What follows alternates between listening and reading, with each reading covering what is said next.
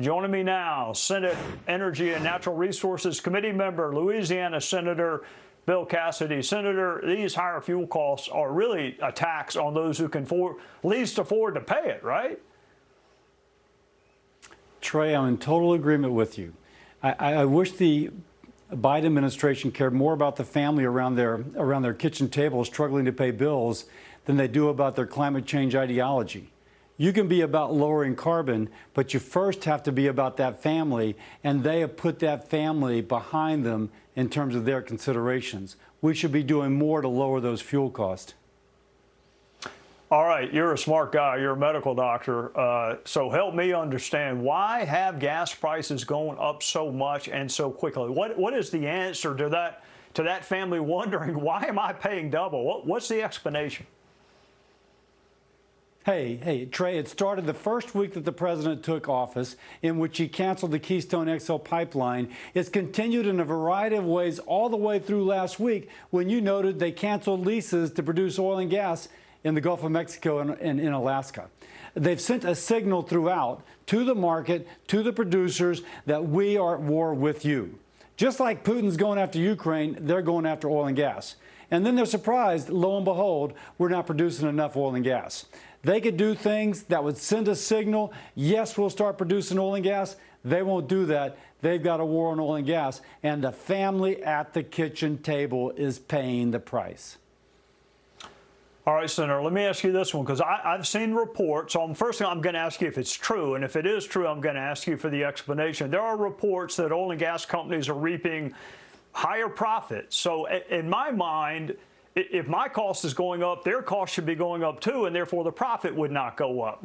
But according to reporting, that's not the case. So is that true, and why is that true? There's a little bit of lag between when profits and costs begin to catch up.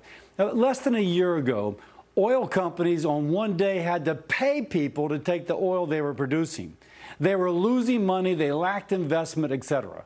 And so now there's a little bit of a lag. It's going to even out. And if you look at the charts, it evens out already. But this is the administration passing the buck, if you will. They could look in the mirror, say the solution lies with us. How do we get more permitting? How do we get more energy produced to lower those costs for the average family? Instead, we're going to blame the oil companies for something that we, the administration, have helped create. They could change it. They could make it better. They choose not to. They look for excuses. All right, you touched on it, and then the last time you and I were together, I asked you to give the president some advice on energy policy, and for whatever reason, he must not have been watching that night, but he may be watching tonight. So I'm going to ask you, we got about a minute, I'm going to ask you, give him what he should be doing to get these energy prices down.